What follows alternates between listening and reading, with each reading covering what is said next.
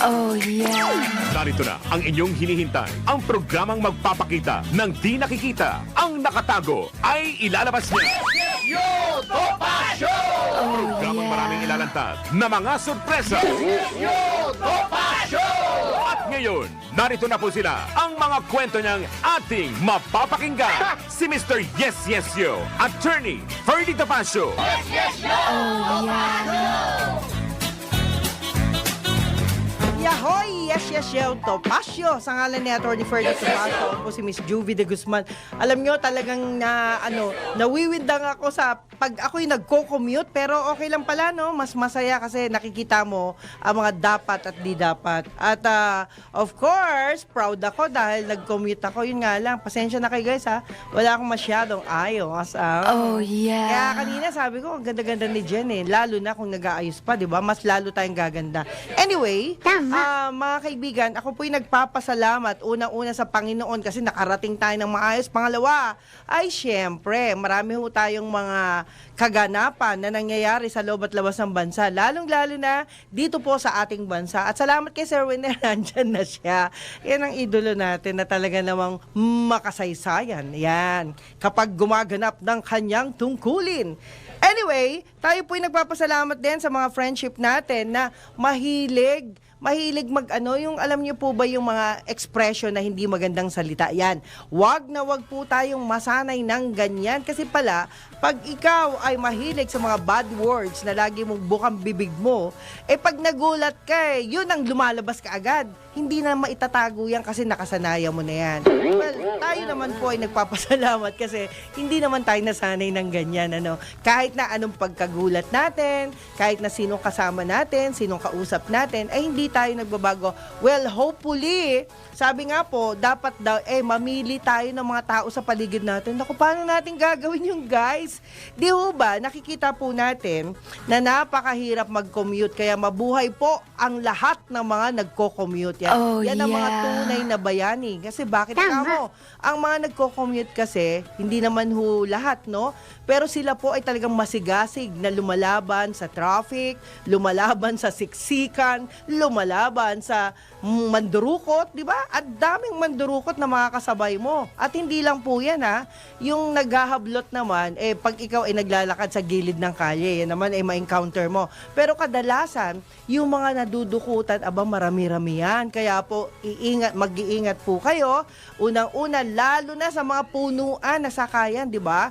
Mayroong jeep, merong bus, at merong MRT at LRT. Yan po ay ilan lamang sa mga problemang kinakaharap ng mga nagko-commute. Okay, kung kayo po ay nagko-commute, aga-agahan ninyo ang pagpiprepare ng inyong mga gamit. Yan, syempre, kahit na magpaganda ka, talagang lupay-pay ang dating mo pagdating sa mga pupuntan mo. But, kung may natitira ka pang oras, medyo mag-second look tayo. Ako din ako naka-second look di ba? Kasi punong-puno talaga kahit saan ako magpunta. Anyway, ang maranasan ko ang sumakay ng MRT, LRT is a blessing, no? Nakikita natin kung gaano kahirap ang araw-araw na ginagawa ng mga commuter. Tayo po naman commuter din, kaya lang pag ako naman po walang ginagawa, talaga sa bahay lang ako. Kasi sabi nga, much better daw na wag tayong makasabay doon sa mga taong sumisweldo, di ba? Kung hindi ka naman sumisweldo at labas ka pa ng labas, parang disadvantage for you yon. Yun naman yung sabi ng iba. At yung sabi naman ng iba, kung ikaw ay volunteer, okay lang din yun, lumabas ka pa rin yan. So, ibig sabihin, kahit na walang sweldo, basta meron tayong ginagawa sa labas na importante at emergency at nakakatulong, ay okay lang po yun. So, kanina, napansin natin sa loob ng MRT, merong mga katagang nakasulat. Doon sa malaking area na ilang portion, sa may halos sulok na po ng MRT, nakalagay po doon, elders, disable, yung mga ganon, PWD, Marami mong mga yung pinapaalala po, no? At doon makikita natin, this portion is for those person lamang, yung mga priorities. Pero bakit? Hindi pinapansin in the sense na Sabi ko, meron pala ditong portion na para sa disabled, para sa elder, para sa mga buntis, para sa mga... Ibig sabihin, limbawa, yung mga may dalang bata, may baby, di ba? Yung mga ganon. Yan po ay ilan sa mga pinapaalala ng MRT management and also LRT, ganun din daw, sabing ganon. May biglang sumagot sa akin, sabi ko may upuan pa. Pero, ang mga nakaupo, wala po doon sa binanggit. Walang elder. Ewan ko kung alam to ng DOTR, Walang elder, walang ano. Alam mo, sagot sa akin nung isang pasahero na nakatayo. Nakaupo doon, puro mga estudyante na siguro mga 20s, 30s, yan po sila. Kaya ako na-amaze ako ang babait ng mga bata, 'di ba? Hindi sila namamansin doon sa mga supposedly na yun ang nakaupo. But then, ang sabi ng isa, sabi niya, ay hindi na po uso yan, sabing ganun. Hindi na po sinusunod yan. Attention, DOTR, totoo ba ito? Kasi, kung hindi po ito nasusunod, tanggalin niyo yung mga sticker niyo doon na pagkalaki-laki at pagkatapos ipinaalala niyo sa mga tao na this portion is for PWD, for elderly, para dun sa mga pregnant, women, with child, yung mga ganun, etc., etc. Alam niyo po kung bakit? Tapos nakatranslate pa yun sa English. Meron pang Tagalog version, di ba? Nakakahiya po talaga ang ilan sa mga ginagawa natin. Baka ho na-overlook nyo lang. Ako po ay observant lang, no? Hindi po tayo nanghihiya, kundi pinapaalala ko lang po. Can you imagine? Sabihan tayo ng isang pasahero na bata na, naku, alam niyo ho naman dito sa gobyerno ito, maraming mga sinasabing do this and do that, pero hindi nasusunod. Yung po ang pakaingatan natin, di ba? Kung papansinin din po ninyo sa mga kalsada, guys, no parking. Pero ano ho ang mga nandun sa signage na yon? No parking, but yung mga sasakyan po nakapark, merong motor, merong tricycle. Ito po ba'y hindi rin po ba pinapansin? O ano po ba ito? Display lang po ba? Di ba? Kasi kung kayo po ay gumagawa ng inyong mga trabaho sa inyong mga kinaroroonan ngayon na kayo po'y pinapasweldo ng gobyerno, sorry po sa tatamaan. Ito naman po'y paalala lamang. Kasi ang programang Yes Yes Show Topacio po ay naghahanap po ng makakabuti sa kapwa. Yan. Hindi po makakasama dahil lagi pong hinahanap natin ay solusyon. Yan. At sa solusyong yan, napansin niyo ho ba? No loading and unloading. Pero bakit doon kayo nagbababa at doon kayo nagsasakay? Yan. Ito po, take note. May mga enforcer, na, yung mga traffic enforcer, kawawa, di ba? Kita nyo ha, iba sa kanila, hindi ko lang alam kung nalilito. Di ba kapag sinabing green sign is a go sign, no? Nandun sila, kumakaway sila for go. Which is, hindi na kailangan. Kasi kung may green sign, that mean na ang mga sasakyan ay dapat tumakbo na. But, merong mga ilang area, intersection pa man din, na supposedly it's a green sign for go, di ba? Pero ang nangyayari, nagiging stop, nagkakapalit. Bakit nagkakapalit? Kasi, minsan, nangyayari po yung two-way, no? Yung two-way lane, sa gawing kanan, halimbawa, yung go sign, nasusunod yon. Pero pagdating dun sa kaliwa na merong ibang traffic enforcer sa kabilang kanto, siya po ay nagpapa-stop. So, that might happen, magkakaroon na aksidente. Bakit po? Ang tinitingnan ng mga tumatawid ay yung enforcer na hindi na yung light. Yung enforcer na magkasaliwa yung kanilang pagpapatupad ng kanilang tina-traffic. Hindi ko na i-mention kung anong lugar yon, pero this is a fourth time na nabantayan ko na po kayo. Siguro, maiintindihan nyo na lang pag meron pong na-aksidente dyan. Why? Kasi po, hindi na po halos sumusunod ang mga tumatawid sa traffic light. Okay. Ang traffic light po ay nasusunod, guys. But, merong mga motorista, mga driver, na ang sinusunod nila ay traffic light. What if pinapahinto ka ng traffic enforcer? Pinapahinto po kayo. pero hindi po kayo huminto. Ang ginawa po ng tumatawid, siya po ay nagpapago pa rin. At ito po isang bagay na dapat po nating ingatan, guys. Alam niyo naman, napaka-importante. Lalong-lalo na yung mga kaagapay natin. Kung sila po ay maaksidente, importante po yung mga tao, di ba? Ang mga tao na alam naman po nila yung tama, pero yung ibang mga rider, yung ibang mga motorista, syempre hindi na ho alam kung anong susundin. Kanina lang ho napansin natin sa isang intersection na lang. Ito po hindi po biro, guys. Lalo na ngayon mag-e-eleksyon na. Kaya yung mga opisyal, kumilos na po kayo para hindi mabawasan ang credit na para sa inyo. Yan.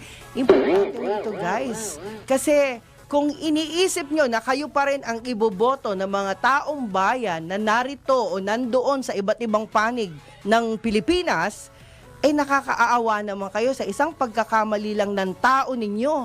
Ang nakareflect po ang pangalan ninyo. That will be your problem. Kawawa po kayo. Nagtanim kayo ng pagkaganda-ganda sa inyong lungsod. Pagkatapos masisira kayo sa ilang bagay na maaaring nakakalimutan ng mga tao nyo. Hindi ko nga alam kung kakampi nyo yung tao ninyo Kasi kung ang tao ninyo ay kakampi nyo, gagawa yan ng tama. Gagawa yan ng bagay na hindi makakasira o makaka-reflect sa inyong mga ginagawa. Tama. Lahat po tayo ay nag-iingat at lahat po tayo ay dapat mag-ingat. Lalo na ngayon, malapit na ang eleksyon. Ingatan natin kung sino ang punong lungsod. Ingatan po na. Parang ano yan let's all follow the leader, di ba? Pag sinusunod natin ng tama ang leader natin, walang problema. Pero kapag merong tao na kumukontra, ayun po ang magiging problema natin. Yun lang naman po ay isang paalala. Okay?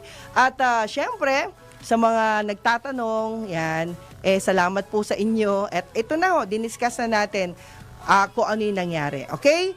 At syempre, posibleng talakay ng Supreme Court ngayong araw ang petisyon para umusad na sa Senado ang impeachment trial laban kay Vice President Sara Duterte. Ayon kay 5C spokesperson Camille Ting, iparapol ang naturang petisyon at posibleng ngayong araw ay mapapabilang na ito sa agenda ng Korte Suprema kasama ang iba pang petisyon. Matatandaang naghain ng petisyon si Catalino Generillo Jr. na dating Presidential Commission on Good Government, Special Government Council at ipinangalanan bilang mga respondents ang lahat ng senador. At syempre, una nang sinabi ng Senate President Chis Escudero na posibleng pagkatapos pa ng State of the National Address ni President Ferdinand Marcos magsimula ang impeachment trial ni VP Sara. Okay. Yan na po, di ba? Kita nyo, magkaiba ang kanilang mga alam na dapat gawin, pero doon po tayo sa pinaka-head ng isang grupo. Alam nyo, sa isang grupo kasi, kahit matatalino kayong lahat, kung meron hong namumuno, namamahala, yun po ang dapat masunod. Ngayon, kung ang tingin nyo po ay magaling din po kayo, dapat kayo po ang pumwesto sa taas. Ganun po dapat. Alam nyo, parang ano yan chairman, president, vice president, etc., etc.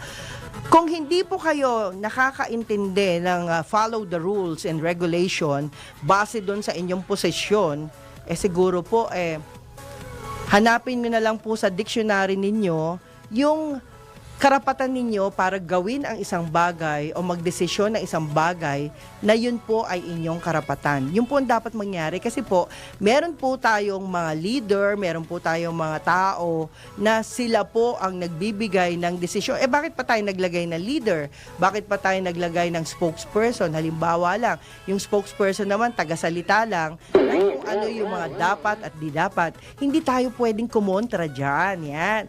At laging nating iisipin na tayo po ay merong pinangangalagaang desisyon ng isang leader ng kung ano pa mang posisyon meron siya sa bansa. Okay? At syempre, sa ikalawang balita, malapit nang matapos ang investigasyon ng Land Transportation Office kaugnay sa pag-viral ng motorcade ng angkas na nagdulot ng matinding traffic sa junction ng Cainta Rizal. Ayan, ano kaya yan? Kasunod dito ng suspensyon ng driver's license ni ang Kasangga Party List at angkas CEO George Royeca. Sa panayam ng DWIZ, sinabi ni LTO Chief Vigor Mendoza na second na inaalam na rin ng kanilang tanggapan ang mga pangalan ng mga riders na lumabag sa batas trapiko. Umapela naman ang LTO Chief sa mga rider na iwasang lumabag sa trapiko kahit at ito ay isang organized event. Yan, tama po yan. Alam nyo ho, kapag kayo ay hindi na dapat sumali sa mga event na lalo na kung kayo po'y pasuna ang inyong mga lisensya o whatever, kasi ho, lahat ho ng event, meron ho yung mga organisasyon, okay? Sa organisasyon yan, dapat may nasusunod. At dapat din, kung kayo po'y nagmamaneho, dapat po meron kayong lisensya. At kung ang inyong mga lisensya ay pasuna, huwag niyo namang sirain yung pangalan ng event organizer, di ba? Kayo po'y maging honest sa sarili po ninyo. Dahil alam nyo po, pag nasira po ang isa, sira na po lahat. Parang sa isang basket ng mansanas na lang halimbawa. Sa isang basket po, lagi natin tatandaan na merong bulok, di ba? Na isang bulok man yan ng mansanas at magagandang mansanas. Kapag yan ay natagalan, talagang mabubulok lahat. So, let's face it, kung mali is mali, kung tama ay dapat tama. Yan. Okay? At sa panghuli naman nating impormasyon, umaarangkada na ang ikalawang pagdinig ng House Tri-Committee upang talakayin muli ang paglaganap ng fake news at disinformation lalo na sa social media. Ayon kay Tri-Committee Overall Lead Chairman at Laguna Representative Dan Fernandez, posibleng padalhan ng subpoena or ipakontempt ang Tri-Committee ang mga digital influencers na hindi susunod sa show cause orders. Una nang sinabi ng mambabatas na hindi nila hinahadlangan ang malayang pamamahayag pero malaki ang kaibahan nito sa pagpapakalat ng fake news upang linlangin ang publiko at siraan ang institusyon. Matatandaang binigyan diin ni Lanao del Sur Representative Zia Alonto Adyong na walang dahilan ng social media personalities para hindi makadalo sa pagdinig ng TRICOM. Bukod sa mga vloggers at social media personalities, kasama ring inimbitahan ang mga opisyal o kinatawan ng mga kinauukulang ahensya ng gobyerno, mga pangunahing social media platforms, mga legal experts at media organizations. Okay. So, yan po yung panghuling impormasyon natin mula dito sa Yes Yes Show to Pasyo. At syempre mga kaibigan, tayo po yung magpasalamat una-una sa tweet-tweena na kayo po yung ginagabayan ng Panginoon. Yan po ang napaka-importante ho sa lahat dahil anuman ho ang dami ng pera ninyo, anuman ho ang kasikatan ninyo, hindi nyo po yan madadala saan man kayo pumunta. Always remember na meron hong Panginoon tayo na dapat nating pasalamatan sa tweet-tweena na tayo po ay pinagpapala anuman po ang ating ginagawa. Oh, At sa mga yeah. naghahanap kay Atty. Topacio, baka humabol po ang ating partner. Alam niyo naman po, talagang matraffic ho. Ayan. Bakit ako nag-commute? Kasi po, iniwan ko na naman ang sasakyan sa parking. Yun ho talaga ang dapat eh. Wala tayong magagawa. We have to do something na hindi tayo maabala o kaya naman po ay makakarating tayo sa tamang oras. Yan po ilan lamang sa mga paalalang pinapaabot natin sa inyo. At syempre, pagpapasalamat na rin ang inaabot. Ay, alam mo meron kasi nagbigay sa akin ng notang ito o ng motto na ito na kinatuwaan ko. Bawal tumawid dito gamit ang cellphone. Nakamamatay. Naku, may dati Oh, ganun, ah. yeah. Diba? Bawal tumawid dito gamit ang cellphone, nakakamatay. Alam niyo naman yung anong dahilan. Marami hong nagse-cellphone habang tumatawid. At pag ikaw ay natsyempuhan, baka naman yung tumatakbong sasakyan ay hindi rin niya magawang ingatan ka. Bakit? Kasi nga po, nagse-cellphone din ang ating pobreng motorista. May mga ganun. Yan ang problema. Okay, sa ikalawa namang paalala, alam nyo ba, pag sabi nga po, kadalasan ang mga namamatay ay dahil daw sa paliligo o sa paggamit ng toilet. Kaya po, mula ngayon, kapag kayo'y gagamit ng toilet, tayo nang mag-helmet. patay tayo dyan. Tayo nang mag-helmet para hindi tayo ganon. Sabi ho yan ni Attorney Jess Paredes. O, attorneys, grabe ka. Okay mga kaibigan, time check muna tayo mula sa Yes Yes Show Topacio. Sa ngalan po nating programa, ang Yes Yes Show ni Attorney Fergie Topacio. Ako po si Juvie de Guzman. Ang oras po, alas 11:25 ng umaga. Yes, yes, yo, Topacio! Yes, yes, yo, Topacio! Si Mr. Yes Yes Yo, Attorney Ferdy Topacio. Yes, yes, yo, Topacio!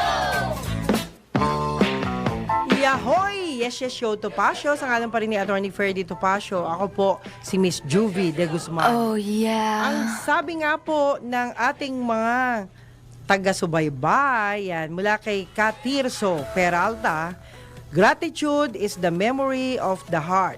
And the best way to show gratitude is to give thanks. Yan.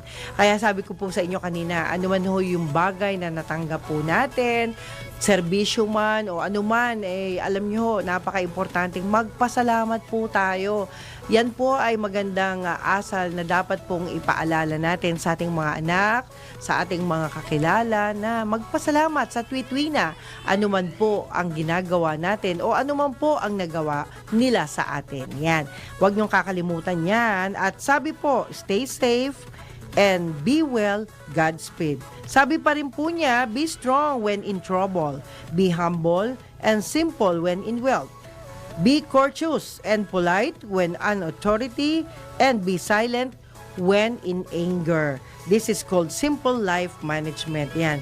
Yan po ay tama, no? Imbis na magalit tayo ng nagmumura tayo, kung ano-ano yung mga sinasabi natin hindi tama. Kapag galit po tayo, mas maganda po na manahimik na lang. Yan. Para lang sa akin, ha?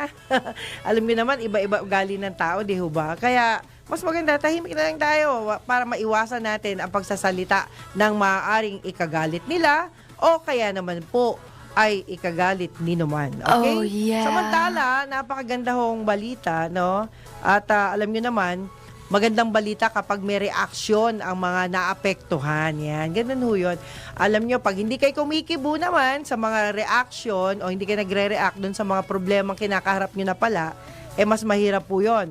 Umapila ang grupo ng mga truckers sa Toll Regulatory Board na ipagpaliban ang planong pagpapatupad ng cashless toll collection system sa March 15. Ayon kay Connie Tino, head ng Central Luzon Truckers, nakita nilang hindi pa handa ang TRB sa magandang implementasyon ng programa dahil may ilang problemang kinakaharap ang kanilang miyembro na dumaraan sa RFID lanes. Okay? Inireklamo anya ng mga driver ay nababawasan ang kanilang load at magkakaiba ang basa sa RFID lanes. Itinanggi naman ni TRB spokesman Julius Corpus ang alegasyon at tinugunan naman ng kanilang tanggapan ang nasabing mga problema. Yan. Oh, yeah. Alam nyo, marami talagang problema ngayon, lalo na pag computerized talaga, di ho ba? At sabi nga po nila, merong nawawala ng load, meron daw na ayos na, pero paano nga naman kung talagang nawalan ng load, paano maibabalik yung kanilang pera, di ho ba? But then, totoo po yan, gumagawa naman po ng paraan ang ating pamunuan, lalong-lalo na sila Sir Corpus dahil alam na, nakikita ho natin talagang ginagawa nila lahat ng makakatulong. Kaya kung meron ho kayong mga suggestion, ituloy lang po ninyo, mag-react po kayo para po at least unti-unti bago dumating yung March 15 ay maiayos ang anumang problema. Kasi pag walang reaction agad-agad, nadidelay ho talaga tayong lahat at nadidelay din yung mga taong patuloy na dumadaan dito. Okay? Oh, yeah. Yes. At syempre, sisiin ng House Tri-Committee ngayong araw ang pagbabayad ng buwis at pagkakaroon ng financial transparency ng social media, influencer at vloggers. Ito'y matapos imbitahan ni Bureau Internal Revenue o BIR Commissioner Romeo Lumagi Jr. sa pagdinig ng Committees on Public Order and Safety, Information and Communications Technology. At public information na nag-iimbestiga sa paglaganap ng fake news at kung tamang idineklara ng mga digital personalities ang kanilang kinikita. Ayon kay Laguna Representative Dan Fernandez, ang overall lead chairman ng Tri-Committee, mahalagang matukoy kung ang mga social media personalities ay totoong nagdedeklara ng kanilang kinikita at kung tumutupad sa kanilang mga obligasyon. Bahagian niya ang pagdinig ng mas malawak na pagsisikap ng Kamara upang matiyak ang patas at patuloy o matukoy kung sumusunod ang mga ito sa tax regulation, lalo't marami ang naaakit sa pagiging online content creator. Iginiit pa ng leader ng komite na kung kumikita ang mga vlogger sa paggawa ng content, ito man ay advertisements, sponsorship o monetization schemes, marapat lamang na nagbabayad sila ng kanilang buwis. Oo naman, tulong naman tayo mga kaibigan. At umapila rin ang grupo, ayan, eto na, at syempre, tapos na yun, ano? O, dito tayo sa 14 na Pilipino at 6 na Korean nationals ang arestado sa ikinasang operasyon ng Bureau of Immigration, Fugitive Search Unit, Presidential Anti-Organized Crime Commission, Philippine National Police Criminal Investigation and Detection Group at Pasay Police sa isang hotel sa Pasay City. Ito ay matapos na napag-alaman ho na nag-ooperate ng illegal ang Philippine offshore gaming operators. Ayon sa BI, nakatanggap ang kanilang tanggapan ng impormasyon mula sa isang intel ng grupo kung saan sangkot sa online gaming. Sangkot din anya ang grupo sa game fixing at online scamming. Kinumpiska ng mga otoridad sa lugar ang 54 na computer monitor, 21 na mga GPUs o CPUs, 3 volts, 4 na plastic drawer at isang steel drawer. Yan. Yan po ang kaganapan. Yan. Alam nyo, sa araw-araw talaga, meron mga problemang natutuklasan. Kaya ingat-ingat po tayo dahil alam nyo po naman, marami pong mga problema na kinakaharap po tayong lahat, maging ang bansa. Kaya tumulong po tayo, maging isa tayo sa mabibigyan ng pasasalamat, di ba? Nung tayo ay mabigyan ng, alam nyo, minsan kasi yung pagsuporta natin sa pagbibigay natin ng tamang impormasyon, iwasan na ho natin yung fake news. Well, totoo yan. Nangyayari po yan lalo na kapag eleksyon. Kasi nga ho, siguro mas maganda kung ganitong eleksyon, wag na ho tayong manira. Yan, yun na lang yung iwasan natin. Yung manira. At ang gawin na lang natin, i-build up natin yung mga grupo nating sarili. Di ba? Mas maganda yung ganon.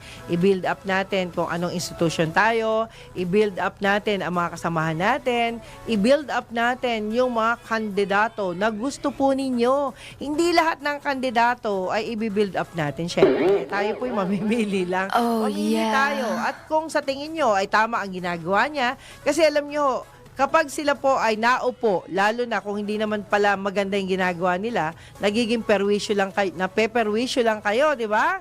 Marami ako naririnig, yung kailan tapos na eleksyon, ang daming reklamo, wag na po nating gawin yan. Imbes na magreklamo tayo, ipanalangin na lang po natin sila. Yan, na sana magising sila sa katotohanan na mali ang kanilang ginagawa. Yun po Oh, yung siguro yeah. ipanalangin natin. At kung sa tingin po natin ay mas magaling sila at nagkamali naman tayo na hindi natin ibinoto, di ba? Siguro maganda ilag-in natin doon sa ating mga mga ginagawa araw-araw na suggestion, di ba? May mga ganun ho. Kasi maganda appreciative tayo. Appreciative sa mga taong tunay at totoo ang ginagawa, di ba? Ganyan din naman si Atty. Topacio, appreciative siya masyado. Kapag okay naman sa kanya, kahit hindi niya type nung araw, di ba? Sinasabi naman po niya na eto okay to ngayon, yan. Ganun ho. Yun yung dapat naggawin natin sa kapwa natin. I-appreciate natin sila kahit hindi nila tayo kilala o kahit hindi nila tayo bate, gano'n. Para yung mga bata rin, gagaya sa atin, di ba? Alam niyo yung mga bata ngayon nag-aaway-away din, di ba? Meron silang mga gusto o disgusto. Pagkaminsan sila na mismo ang nagsasabing, love ko na siya. Sabi ko, bakit? Kasi po, binigyan niya ako ng masarap na inumin, o di ba? Appreciative kasi natutuwa po yung bata na nabigyan bibigyan siya ng inumin ng dati ayaw na ayaw niyang kalaro, di ba? Parang tayo ding matatanda, kailangan po marunong din tayo magpasalamat at mag-appreciate ng ating kapwa dahil dyan ho sila humuhugot ng magandang inspirasyon. Okay? Oh, yeah. Time out muna tayo mga kaibigan, pansamantala. Sa ngalan po ni Attorney Ferdy Topacio, ako po si Miss Juvie de Guzman. Ang oras po, alas 11:45 ng umaga. Yes, yes, yo! Topacio! Yes, yo! Topacio! Si Mr. Yes, Yes, Yo, Attorney Ferdy Topacio. Yes, yes, yo! Topacio! Yes, yes, yo! Yahoy! Yes, yes, yo, Topacio. Maraming salamat po. Excited, ano? Ang dami kasing, comment. Well, anyway, salamat po ng marami, lalong-lalo na kay Attorney Ferdy Topacio. At syempre, mabuhay po kayong lahat hanggat gusto nyo. Sabi nga Oh, po yeah. Okay, meron ho dito. Ay, nako, nakakatuwa naman. Pero alam nyo, meron ho kasing nagkukwentuhan na magkapatid. Sabing ganun, kuya, pahing naman pera. Wala na akong pera. Bakit? Anong gagawin mo sa pera? Sabing ganun ng kapatid na nakakabata sa kuya niya. Kasi kuya, kailangan kong bumili ng load. Hindi ko magamit ang cellphone ko. Anak ko, ang pinayo ng kuya, ganito gawin mo. Ibenta mo cellphone mo at saka ka bumili ng load. Ito namang nakakabatang kapatid, sumunod. Naghanap siya ng buyer kagad na mabenta ang kanyang cellphone. Di nabili. Tapos ngayon, bumili siya ng load. Oh, grabe talaga. Anong tawag doon, mga kaibigan? Bumili siya ng load. O ngayon, lumapit na naman siya sa kuya niya. Kuya, grabe naman. Ano yun? Sabing gano'n, grabe naman, kuya. Nakabili nga ako load. Wala naman ako cellphone. Kailangan, bili mo ako ng cellphone. Ay, GA talaga. Bakit ganon, di ba? Anyway, siguro nagpapatawa lang yung kuya, kaso nagkamali siya. Hindi nga ina-expect na yung nakababata niyang kapatid, lahat pala na sinasabi ni kuya, sinusunod niya. Naibenta to niya ang cellphone. At yung cellphone, gusto niyang bawiin, dahil mura lang niyang binenta, makabili lang siya ng load. Yon, kaya minsan, wag tayo magbibiro, lalong-lalo na sa mga siguro, yung batang hindi pa nakakaintindi masyado. Alam niyo naman ang buhay ngayon Marami hong nagsasuffer into anxiety, depression, stress. Kaya minsan, kala mo nakangiti sa'yo, yung pala, praning na. Di ba? May mga ganun. Kaya minsan naman akala natin okay ka usap, ang lalalim na mga sinasabi, yung pala, depressed siya. So guys, mag-ingat-ingat din tayo sa mga sasabihin natin, di ba? Kaya si Kuya Winner, iniingatan ko magsalita sa kanya. Pero sinabi ko rin sa kanya, di ba? Maganda yung ginagawa mo.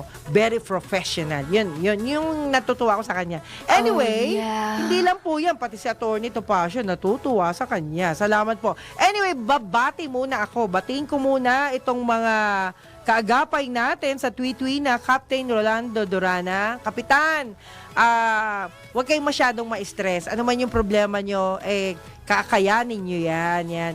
Alam mo, minsan kasi, hindi edad dapat ang tingnan ng tao. Ang tingnan ng tao kung may kapasidad pa magtrabaho. Sana magkaroon dito ng batas na wag nang i-manage yung mga senior. Ibig sabihin, yung mga senior kasi, kahit senior yan, lalo na pag ginawa ng 50 years old, di ba? Mas marami mawawala ng trabaho, di ba? Kasi nga po, meron may edad na, pero maraming alam, makakatulong ng malaki yan, hindi yan kabawasan, di ba? Kaya ang gawin natin, sana lang, marami pong mag-isip na age doesn't matter. Ayan. Oh, Kita niyo yeah. mga nagmamahalan, di ba? Yung asawa na babae, minsan 70 years old na. Yung lalaki, mas bata, di ba?